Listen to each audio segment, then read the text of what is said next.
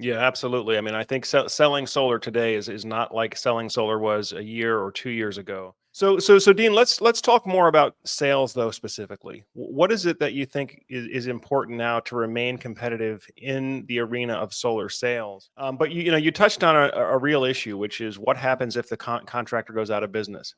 Because you're right, pretty much all the contractors now they all say, "Hey, 25-year guarantee," right? It's 25-year guarantee, but who's backing the guarantee?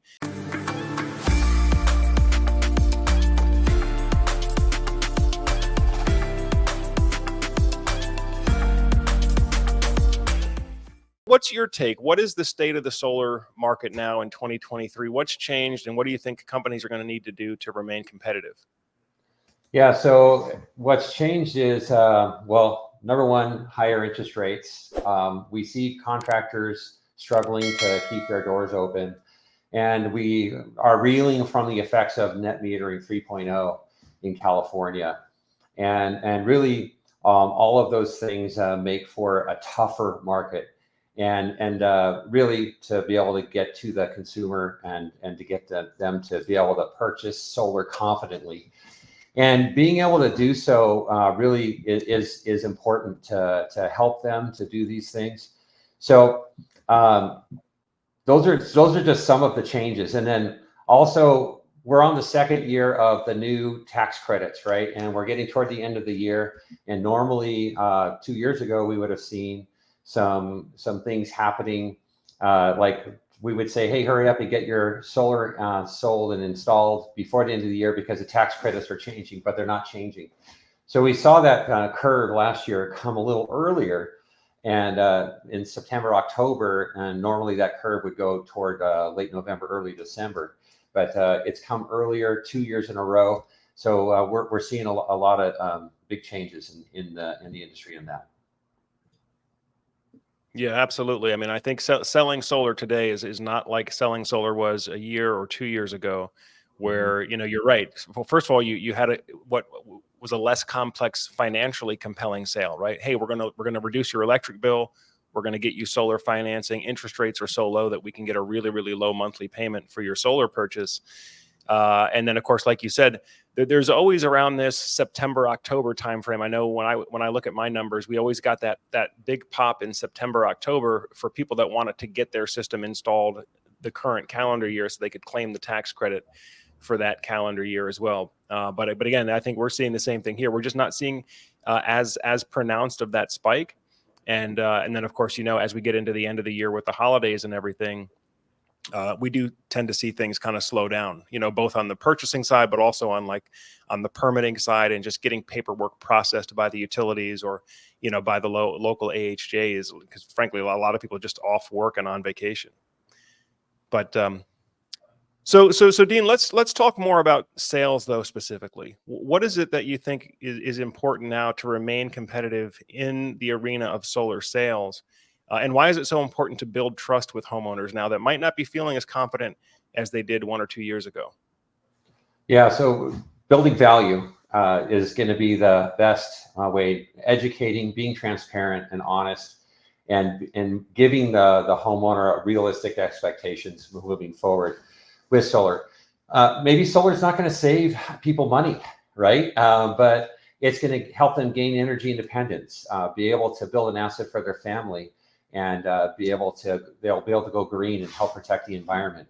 So being able to build that value, it's in your warranties, right? It could be in that. It could be building your value in the customer experience and building trust with the consumer, because let's face it, solar's been in the news a lot lately, right? And we've seen several attorney generals just talking about closures of certain companies that have been in the news, and consumers see that, and they really some can be wary, right, when it comes to buying solar, and really just being, like I said, open, honest, transparent, upfront, and educating the homeowner when you're in the home with them when it comes to getting solar. Absolutely, absolutely. No, you're right. The solar's been in the news a lot, and it's not been very much good news. A lot of companies got very greedy, got very short-term minded. And, I'm aware of, particularly in Florida, a number of botched installations that led to a number of roof leaks, in a couple of cases, electrical fires, and of course that's not what you want, right? You really want to look at solar as a long-term investment and a long-term partnership between the homeowner, the sales representative, and the installation company. It's not just one of these things where you get it and then you forget about it and you move on to the next home. This is one of these things where it's an ongoing relationship. And you know that, you sales reps out there that have been in the business for a while, you know that, you're going to be fielding questions, you're going to be fielding complaints, in some cases years down the road. Now, hopefully you've done a good job, and you're also going to be receiving referrals from your happy clients and your satisfied clients many years down the road as well. But I do think there were some bad actors that came in very short-term minded, did poor quality work, and in some cases misrepresented solar and how it worked and what the savings were. And so now, a lot of the state attorney generals, like you said, and the regulators are getting involved. But you touched on a real issue, which is what happens if the contractor goes out of business. Because you're right, pretty much all the contractors now, they all say, hey, 25-year guarantee, right? It's 25-year guarantee, but who's backing the guarantee? Typically, it's the local installation contractor, and in some cases there's a manufacturer's guarantee backing that up as well. Although it's, I can tell you, it's very impractical for a homeowner to make a warranty claim directly with a manufacturer, right? Like, you're not going to call up Q Sales and say, hey, my panel's bad, but you send me a check. Usually the way this works is, if you're a homeowner, you're calling the local contractor, or you're calling the sales rep, like you said, and you're saying, hey, my system's not working, can you get somebody out here to fix it? And then the contractor should be sending a service technician out to make the necessary repairs. And then the contractor might make a claim against the manufacturer's warranty. But regardless of where it is, the warranty is only as strong as the entity issuing the warranty. And I think, especially in this year's environment, where we're seeing much tighter economic conditions, slower sales, we're seeing some contractors going out of business and not able to actually make good on their warranty guarantees. And so, Dean, I guess that's really one of the things we have to talk about is, the promise is only as good as the entity issuing the promise. And so how does SolarInsure stack up if we're talking about the financial strength of SolarInsure, and you mentioned Zurich, versus, let's say, a mom and pop solar contractor? Yeah, absolutely. So I want to reference an article from Solar World that they published recently, where a CEO of a multi-state company that does installations stated that just about 100 contractors already went out of business this year. And really, it is pretty sad to see these homeowners abandoned, right? And not have any sort of a warranty when it comes to that, the work that was done on their home. And really, the difference between SolarInsure and a contractor is, this is all we do day in, day out. Is what we do is we collect an upfront premium. We are fiscally responsible with that. We expense it out over the 30 years.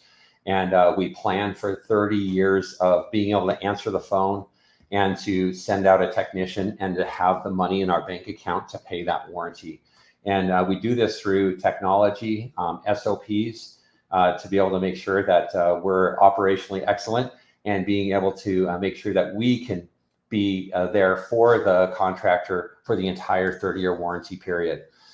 And really, we've been vetted by many a lender, and also we show our actuarial numbers to Zurich North America as well. And we're fiscally responsible when it comes to that.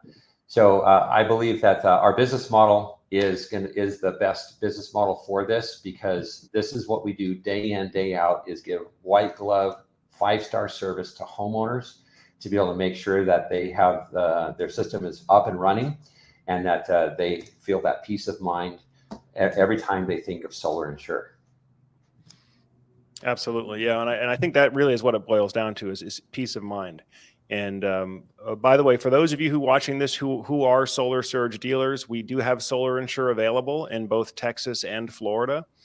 And also, talking about peace of mind, just remember that there are a lot of reasons why people invest in solar. One of the reasons they invest is peace of mind, whether it's peace of mind protecting from a blackout, or in this case, peace of mind protecting from a component failure. Even if my local contractor is not in business 5 years from now, I've got the guarantee from a much financially stronger, larger entity backing that up, making sure that we can keep that system healthy for the entire 25 years.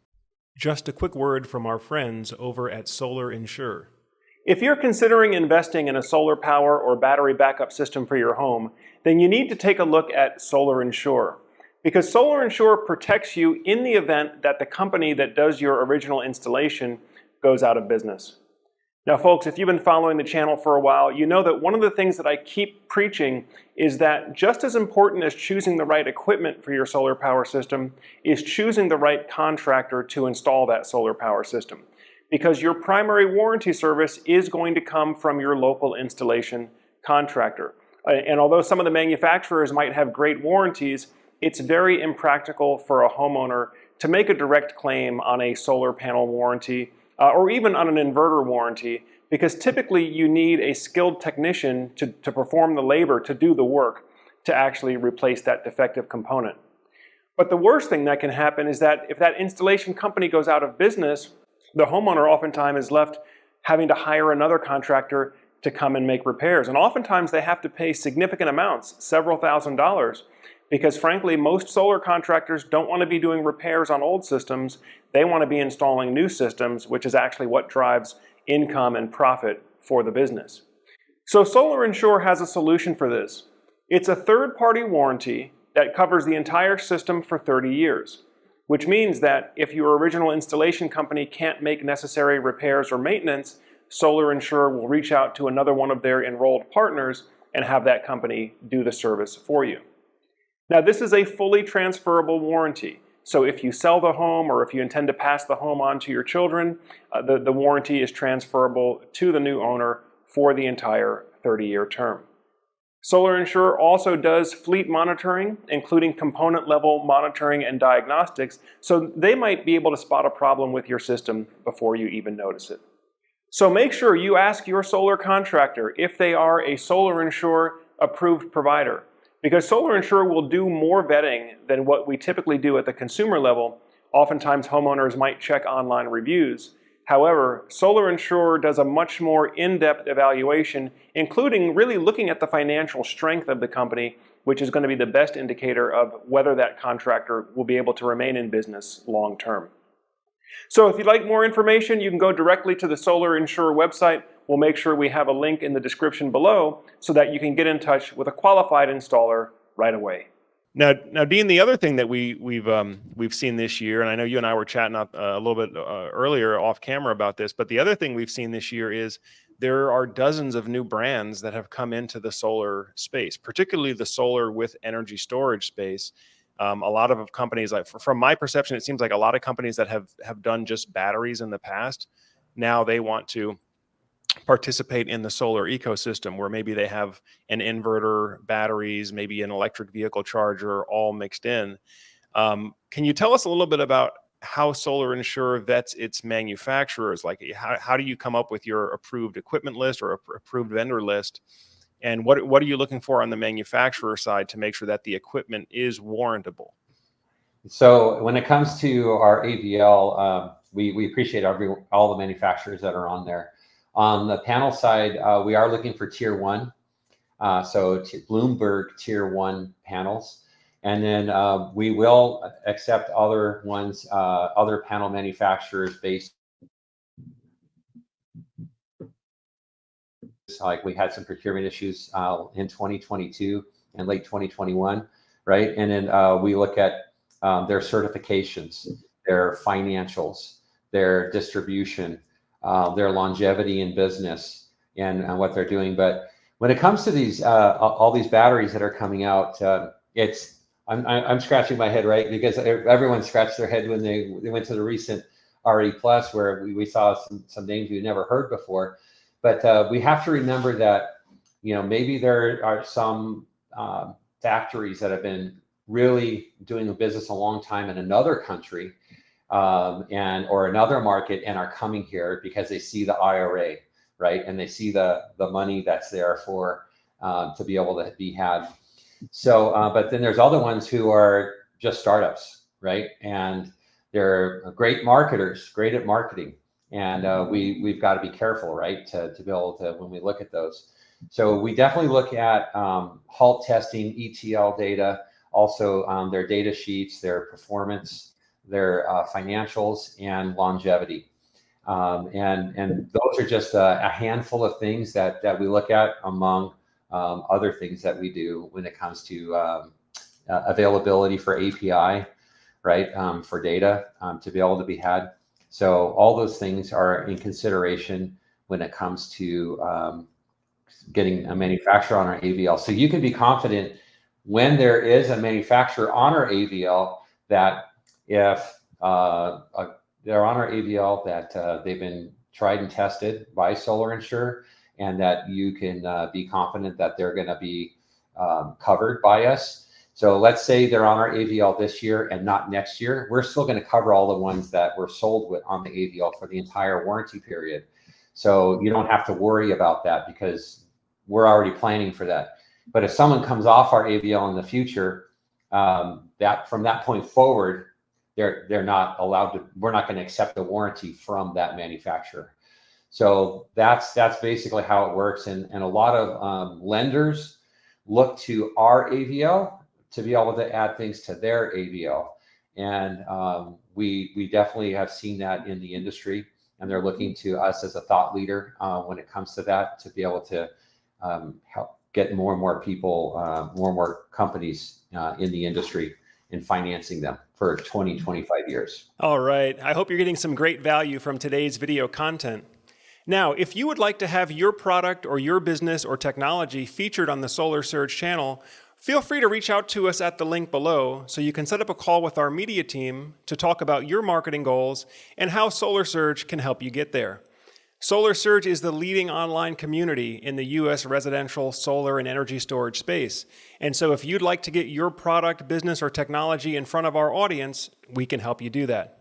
Again, feel free to reach out to our media team at the link below or email media@solarsurge.net.